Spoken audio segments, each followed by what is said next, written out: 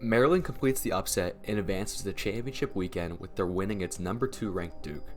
Ajax Zappitello has risen to elite levels defensively and was able to hold high-powered Josh Zawada to just 1 assist and 0 goals in the quarterfinal matchup. Last week, he was selected 3rd in the PLL draft in one of the greatest draft classes of all time. He has proven to be the best defensive player in college lacrosse this year. The amazing thing about Zappitello is that he's not the biggest or most athletic player on the field, yet he's the smartest. He plays angles better than anyone in the country and consistently locks star players down by just matching feet.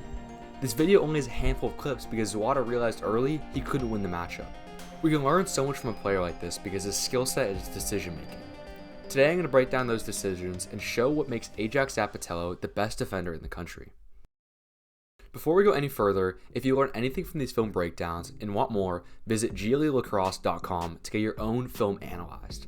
Players from around the country lack coaching, and here at GLE Lacrosse, we can fill that gap. Your film will be critiqued in the same way we critique the pros and college stars.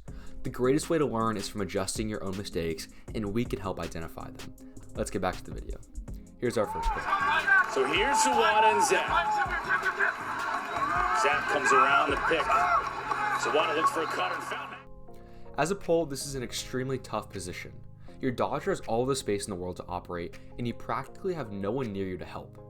All the while, you have to be mindful of the downfield pick. The first thing I like about this coverage is how much space Zappitello is giving up. He knows that nothing good is going to come of him playing aggressive body so far out from the cage. Since Zawada isn't a shooting threat, he can give space and play this almost like a cornerback in football. Watch as Zappitello comes into a backpedal completely squared up with Zawada. Once Zawada chooses a direction, Zappitello opens his hips into a sprint. They reach an inflection point where Zappitello has 2 options. He can either create contact and go over the pick, or keep a cushion and go under. He chooses to go under, and 9 out of 10 times in this position, this is the right choice. This puts him practically in a foot race with the advantage to Zappitello because of his angle. As they approach goal line extended, Zappitello is in slightly more of a trail position than he'd want. To counteract this, he has his stick completely extended, attempting to get into Zawada's hands to talk him out of shooting. As a result, Zawada continues to climb up, and Zappitello is able to get into his hands, forcing a bad pass. Here's our next clip. Skip pass, Brennan shoots. Jamison with the foot save. Syracuse trying to track it down. And it's picked up by Zappitello. So Syracuse stays back. Zappitello. Jamison makes a great save off the set from Maryland, and the ball bounces up to the midline. Zapitello is the first one there and is able to scoop it up across the midline. 2 things here. The first is, as a defender, it's a good rule of thumb to stay 5 yards above your attackman when the ball is on offense. You'll be amazed how many opportunities you have to stop over and back calls. Secondly, as a defender, Zapitello can scoop this ball up because his feet are still on his side of the field, and the ball came off a rebound, so it's not an over and back. What's important is how Zappitello stays calm and rides the line until he knows his teammate is back on sides, allowing him to go over and outlet to one of his attackmen. Here's our last clip. Zawada on Ajax.